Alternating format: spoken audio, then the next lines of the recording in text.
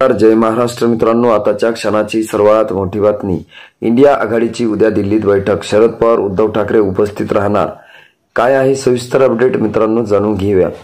हुकुमशाही पद्धतीने कारभार करणाऱ्या मोदी सरकारला 2024च्या लोकसभा निवडणुकीत सत्तेतून खाली खेचण्यासाठी इंडिया आघाडीची भक्कम वज्रमुठ आवळली असून इंडिया आघाडीची चौथी बैठक उद्या मंगळवारी राजधानी दिल्लीत होत आहे।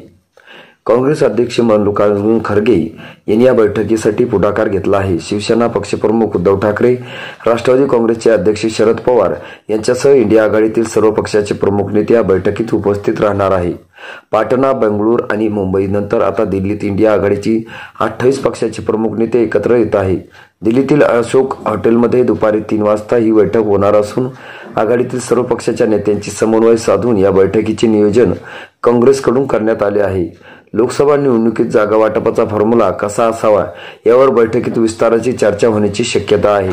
देशभरात संयुक्त विधानसभा घेऊन भाजप आणि मोदी सरकारच्या कारभाराची चिरफाड करण्याची व्यूहरचना आखण्यात येणार आहे। 5 राज्याच्या विधानसभा निवडणुकीच्या निकालांवरही बैठकीत मंथन होईल असं देखील यावेळी सांगण्यात आलं आहे। तर मित्रांनो, तुम्हाला काय वाटतं? तुमची प्रतिक्रिया आम्हाला नक्की कळवा। भेटूया पुढच्या व्हिडिओमध्ये। तुर्तास धन्यवाद।